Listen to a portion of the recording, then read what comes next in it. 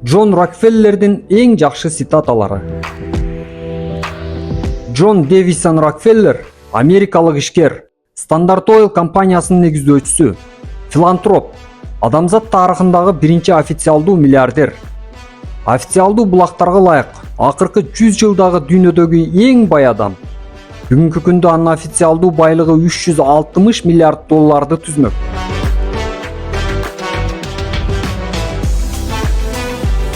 Эгерде силерде акчаңа аз болсо, бизнес жасоо керек. Эгерде акчаңыз жок болсо, анда бизнести тез арада баштоо керек. Ким күнү бою иштесе, анын акча иштеп тапканга убактысы болбойт. Чоң чыгымдан коркуу керек эмес, кичинекей кирешеден коркуу керек. Башка бирөөгө азыраак иште, өзүңдөн башкага канча көп иштесең, ошончо жаман жашайсың. Чөйрөңдөгү адамдар кедей болсо, алар ар дайым сени кедейликке тартат. Өзүңдү жеңүүчүлөр жана оптимисттер менен курча. Жоопкерчиликтен качуу кедейликке алып барат. Өз максатыңа жетүүгө аракетти эмнеге азыр баштай албооң жөнүндө шылтоолорду ойлоп таба бербе. Кыял бул сенин жашооңдогу эң негизги нерсе. Адам кыялданбай калганда, ал акырындык менен өлө баштайт. Эң чоң байлыкка сенин күч аракетиңсиз сага келип турган бир гана пассивдүү киреше алып барат.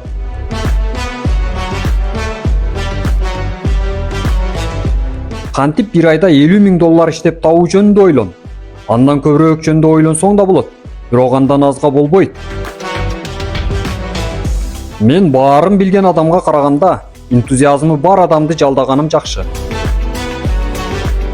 Бизнестеги биринчи жана эң негизги ийгиликтин негизи сабырдуулук болуп саналат. Бардык эле багытта ийгиликке жетүү үчүн өжөрлүктөй керектүү нерсе жок деп ойлойм. Өжөрлүк бардык нерседен, керек болсо жаратылыш мыйзамдарынан да ашып түшөт. Эң сонун нерсеге жетүү үчүн жакшы нерседен баш тартуудан коркпоңуз. Мен өзүмдүн 100% аракетимден кирешеге ээ болгондун ордуна 100 адамдын аракетинен 1%га ээ болгонду туура деп эсептейм.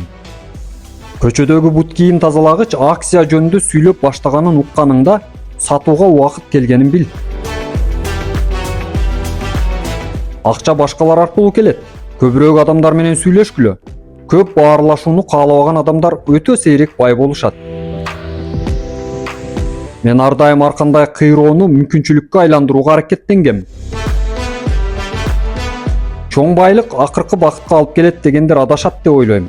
Бактсыз да байлар бар, бактылуу да байлар бар. Бакыт башка адамдарга бактылуулук алып келүүчү иштерди жасай алганда гана келет. Акыркы бакытты ушинтип гана түшүндүрүүгө болот.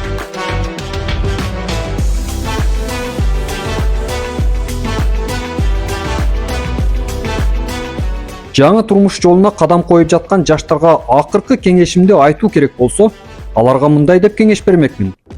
Эгер силер баары моюндаган чоң ийгиликке жетүүнү кааласаңар, өзүңөрдүн иш менен алектенгиңер келеби же башка бирөөгө жалданып иштеп баштайсыңарбы, айырмасы жок. Жумушуңарды кантип бул жерден мүмкүн болушунча көп акча табам деген ой менен баштабагыла. Биринчи кезекте өзүңөргө төмөндөгүдөй соо берип, жана ага жооп тапкыла. Мен эмнени эң жакшы жасай алам жана өз күчүмдү максималдуу түрдө коомдун пайдасына иштетүү үчүн мен кандай жумуш менен алек болсом болот? Бул суроого табылган жооп менен жашоодогу ишмердүүлүгүңөргө биринчи кадамыңарды койгула жана бул кадамдар силердин ийгилигиңердин биринчи кадамы болмокчу.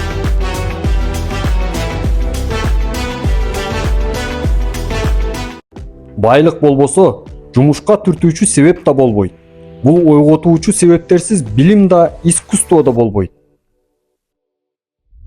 Кадыр барк иштеп тапкыла.